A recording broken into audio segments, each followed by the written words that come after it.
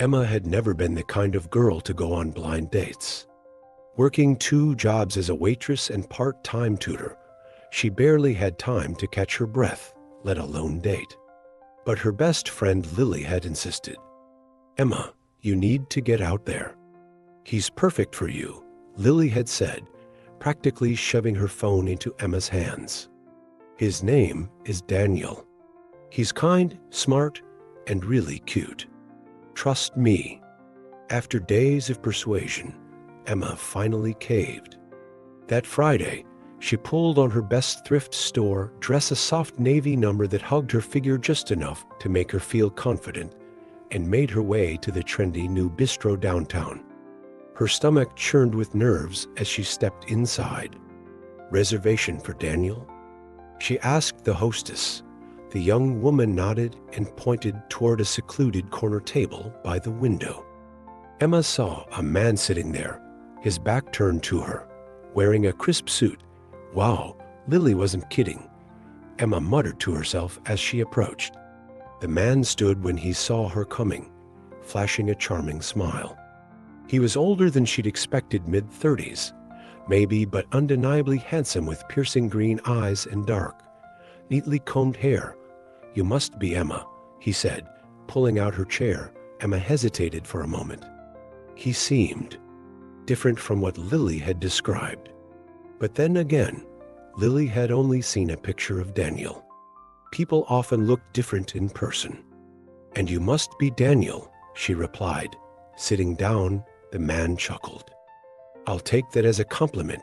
They began to talk, and Emma found herself surprisingly at ease.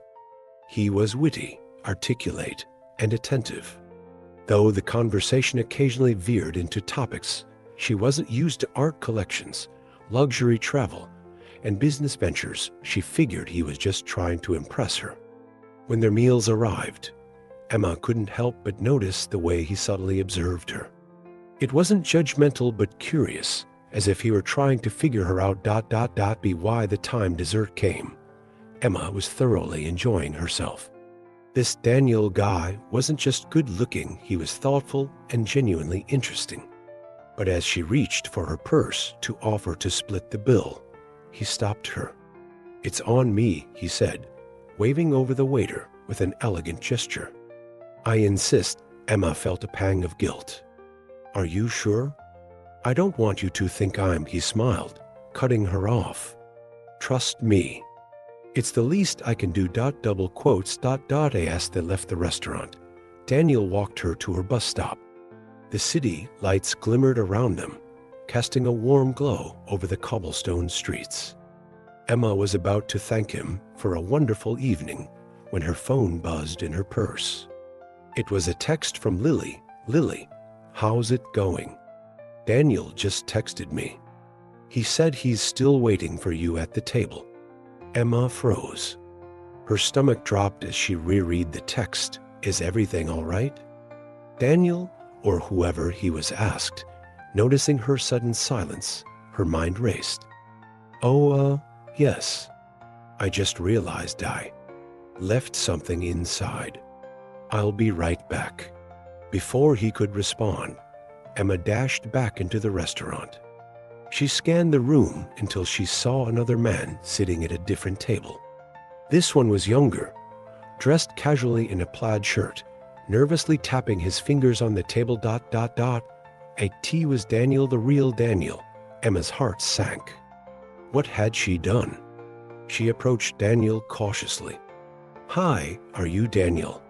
His face lit up with relief. "Yes. You must be Emma. I was starting to think you weren't coming."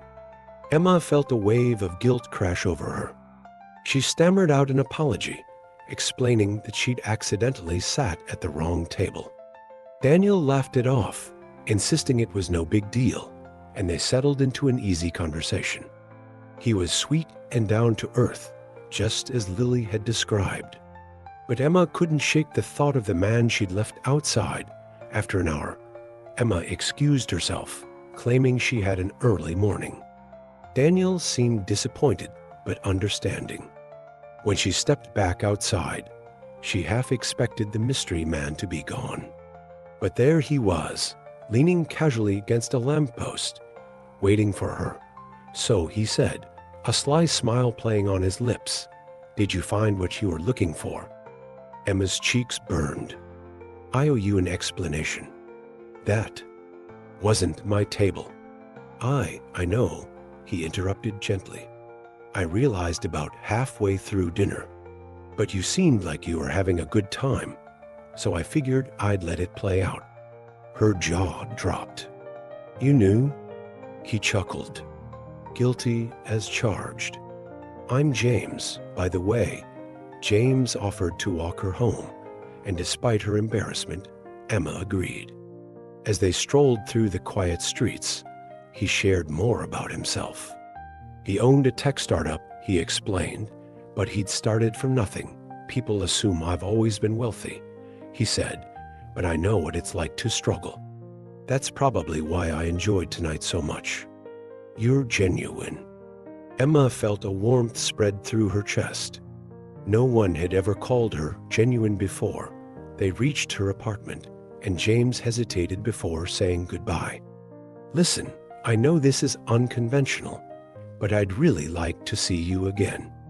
No pretenses, no mix-ups. Emma hesitated. Her life was messy and complicated, and he was clearly out of her league. But something about James made her want to take a chance. "Okay," she said, smiling. No pretenses. Over the next few weeks, Emma and James grew closer. He took her to art galleries and cozy coffee shops, never once flaunting his wealth. Emma, in turn, introduced him to her world, the small diner where she worked, her favorite secondhand bookstore, and even her noisy, run-down apartment. For the first time in a long time, Emma felt like she was part of something special. James's kindness and humility made her forget about their differences. And though she couldn't help but wonder if he deserved someone more polished, James seemed perfectly content with her. One evening, as they sat on her couch eating takeout, James turned to her, a serious expression on his face. "Emma, there's something I need to tell you." Her heart skipped a beat. "Okay, I didn't just end up at that restaurant by chance. I was there for a meeting. The truth is, I own it." Emma's eyes widened. "You what?" James sighed. "I'm not just a tech guy. I invest in businesses. That bistro is one of them. I didn't tell you because I didn't want it to change the way you saw me." Emma was stunned. But as the shock wore off, she realized it didn't matter. James was still the same person she'd gotten to know, kind, funny, and genuine. "Thank you for telling me," she said, squeezing his hand, just when Emma thought life couldn't get any better.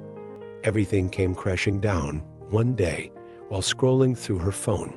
Emma stumbled upon a news article. The headline read, "Tech mogul James Carter to wed socialite fiancée in lavish ceremony." Her stomach lurched as she clicked the link. There, staring back at her, was a picture of James with a stunning woman on his arm. The article described their long-term relationship and upcoming wedding plans in excruciating detail. Emma felt like the air had been knocked out of her. How could he? She thought they had something real. The realization that she might have been a fling, a distraction from his high society life, left her both devastated and furious. She sat in her room for hours, replaying every moment of their time together in her head. Could it all have been a lie? Or was there more to the story than the tabloids had let on? Furious, Emma confronted James that evening. The moment he opened the door, she held her phone up, the article glaring back at him like an accusation. "Care to explain this?" she demanded, her voice trembling with anger. James paled, his normally confident demeanor crumbling. "Emma, it's not what it looks like." "Oh, really?" "Because it looks like you've been lying to me this whole time."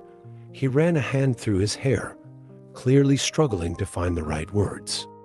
"I was engaged to her, but it ended months ago. The press hasn't caught on yet. I should have told you, but I was afraid it would scare you off." Emma searched his face, looking for any sign of deception. What she saw was remorse and vulnerability. Still, the hurt lingered. "You should have told me," she said quietly, her voice thick with emotion. "You didn't trust me enough to handle the truth." James took a step closer, his green eyes pleading. "You're right, and I'm sorry. I've never met anyone like you, Emma. You're the first person who's seen me for who I really am, not my bank account or my connections. I was afraid of losing that." Emma hesitated, torn between her lingering anger and the sincerity in his words. Finally, she spoke, her tone soft but firm. "This is going to take time, James. If you want me to trust you again, you'll have to earn it." "I will," he promised, "no matter how long it takes." It wasn't easy, but over time, Emma forgave James. He worked tirelessly to prove his commitment, from small gestures like handwritten notes to bigger acts of transparency, like inviting her into his world of board meetings and business trips. Slowly, the walls between them crumbled, and their bond grew stronger. Months later, as they walked hand in hand through the same cobblestone streets where they'd first met, James suddenly stopped. Emma turned to him puzzled, only to see him drop to one knee. "Emma," he began, his voice steady but filled with emotion. "You sat at the wrong table that night, but it turned out to be exactly the right one. You've changed my life in ways I never imagined. Will you marry me?" Tears filled her eyes as she nodded, her heart brimming with joy. Yes, sometimes the wrong table leads to the right story. And for Emma, what started as a mistake became the greatest adventure of her life. Sometimes life takes us to unexpected places. A simple choice, like sitting at the wrong table, can change everything and guide us to where we really belong. What matters is not how the story begins, but how we choose to write it. Remember, the most beautiful connections happen when we are genuine and open to the unexpected. Never underestimate the power of chance. It could be the beginning of your happily ever after. Thanks for watching. Like and subscribe.